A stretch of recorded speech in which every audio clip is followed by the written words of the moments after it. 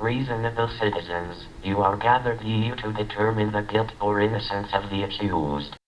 You have been charged with breaking Rational Speech Code 4462, an offense punishable by exile. How do you plead?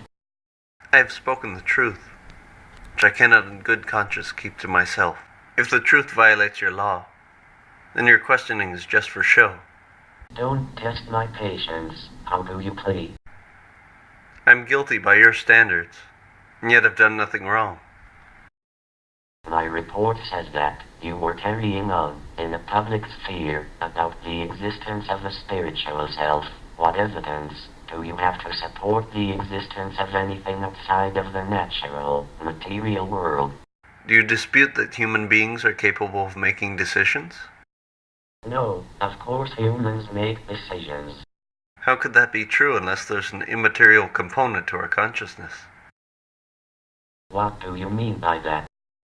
If our conscious minds are merely the products of electrochemical reactions in our brains, then free will is merely an illusion.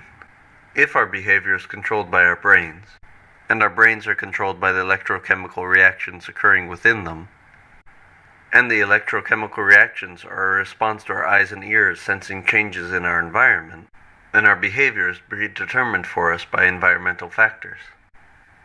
Unless there's an uncaused, immaterial element to us capable of initiating a thought, we are inevitably robots, running predetermined behavioral programs that merely react to the world around us.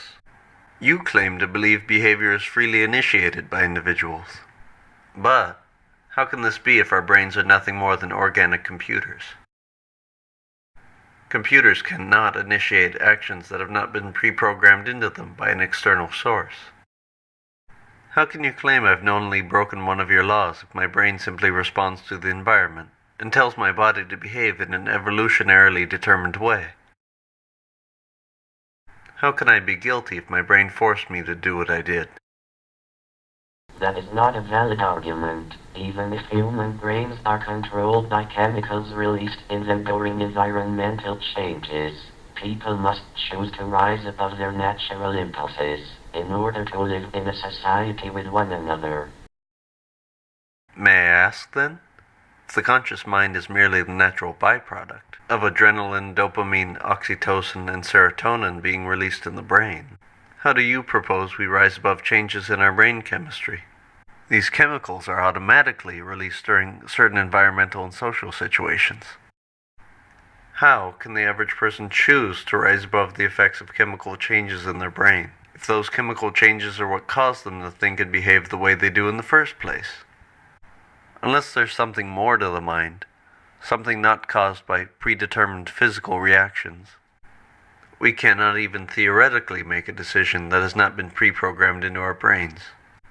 And therefore we cannot choose to act lawfully or unlawfully, and cannot be expected to take responsibility for the way our brains react to situations.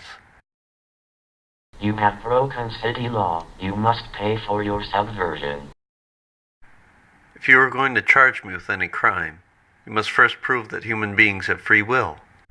If consciousness is just an illusion caused by chemicals in our brains, then there's no way for me to do anything other than what my brain was pre-programmed to do.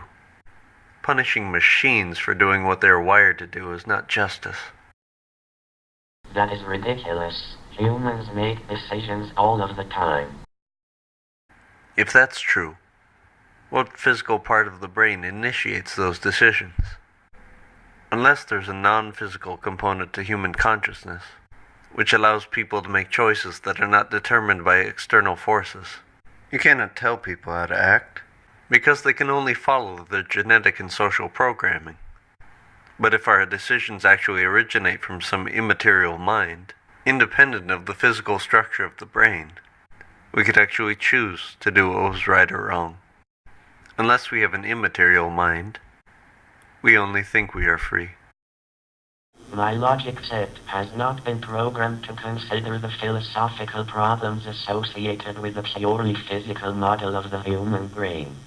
This system, therefore, finds you guilty by default. You will be immediately exiled to the warren. Have a nice day.